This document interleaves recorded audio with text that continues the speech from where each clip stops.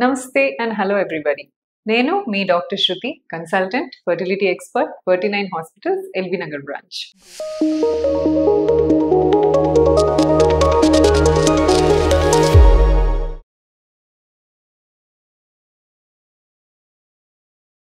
Ectopic pregnancy and miscarriages and unwanted pregnancies ఇలాంటివి ఒకసారి మహిళకి వచ్చిన తర్వాత మళ్ళీ ప్రెగ్నెన్సీ రావడం కష్టమా? చాలా మంది భయపడతారు.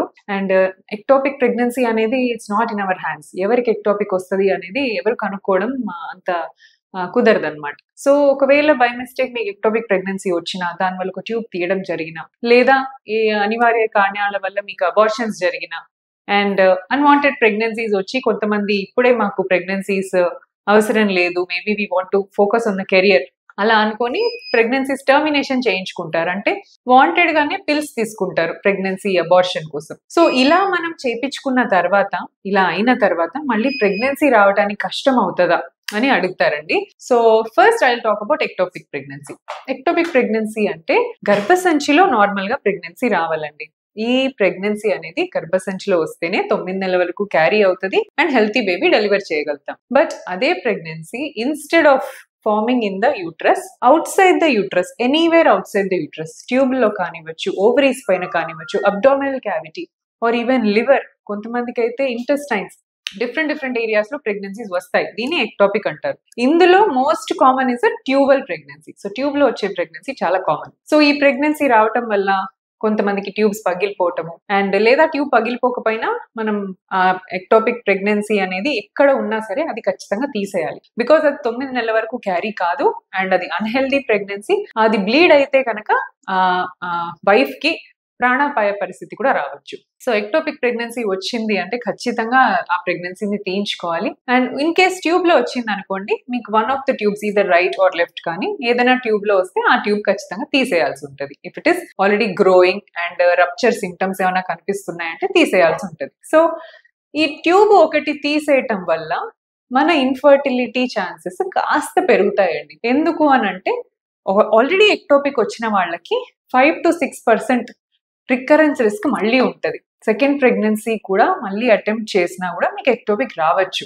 సో ఇది ఒకటి. అండ్ ఒక సైడ్ ట్యూబ్ లేనందున మన ప్రెగ్నెన్సీ ఛాన్సెస్ ఆల్మోస్ట్ సగానికి పడిపోతాయి. సో జనరలీ 2 ట్యూబ్స్ ప్రెగ్నెన్సీకి ఇంపార్టెంట్. ఎందుకంటే ఓవ్యులేషన్ రైట్ సైడ్ లో అయినప్పుడు రైట్ ట్యూబ్ ఎగ్ ని రిసీవ్ చేసుకుంటుంది, లెఫ్ట్ సైడ్ అయితే లెఫ్ట్ ట్యూబ్. సో 1 ట్యూబ్ లేకపోవటం వల్ల the same side egg release అయినప్పుడు మనకి ఎగ్ పట్టుకోదు, కాబట్టి ఆ మంత్స్ మనకు ప్రెగ్నెన్సీ ఛాన్సెస్ ఉండదు. ఏ సైడ్ అయితే ట్యూబ్ పర్ఫెక్ట్ గా ఉందో ఆ మంత్ లో మాత్రమే ఎగ్ రిలీజ్ అయినప్పుడు మనకు ప్రెగ్నెన్సీ ఛాన్సెస్ బాగుంటాయి. సో ఎక్టోపిక్ ప్రెగ్నెన్సీ అయిన తర్వాత 2 ప్రాబ్లమ్స్. వన్ ఇస్ మళ్ళీ ఎక్టోపిక్ రావచ్చు.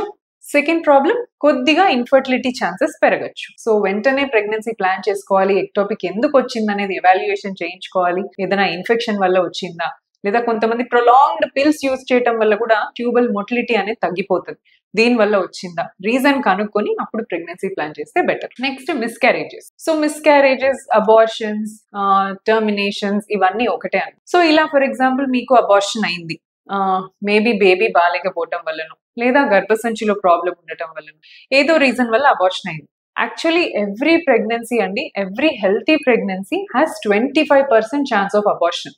ఒక నార్మల్ అబ్బాయి కలుసుకున్న తర్వాత ఫామ్ అయ్యే ప్రెగ్నెన్సీ కూడా, హెల్తీ ప్రెగ్నెన్సీ కూడా 25% అబార్షన్ రిస్క్ ఉంటుందండి. బికాస్ జెనెటిక్ కండిషన్స్, చాలా బేబీలో అబ్నార్మల్ క్రోమోజోమ్స్ రావటము, దీనివల్ల అబార్ట్ కావచ్చు. సో అబార్షన్ అయినా కూడా uterus will be ready immediately. Abortion చేసి మనము ప్రెగ్నెన్సీ తీసేసినా కూడా మీరు unless you are mentally strong, మీరు మెంటల్ గా డిప్రెషన్ నుంచి కోలుకొని once again I can try for my pregnancy అనుకుంటే కనుక your uterus will be ready immediate గా మీరు ప్రెగ్నెన్సీ ప్లాన్ చేయొచ్చు. దీనివల్ల ఎక్కువ శాతం ప్రాబ్లమ్స్ ఏమి రావండి, ప్రొవైడెడ్ మీరు అబార్షన్ ఒక ప్రాపర్ రిజిస్టర్డ్ హాస్పిటల్లో చేయించుకోవాలి, రిజిస్టర్డ్ మెడికల్ ప్రాక్టీషనర్ తో చేయించుకోవాలి.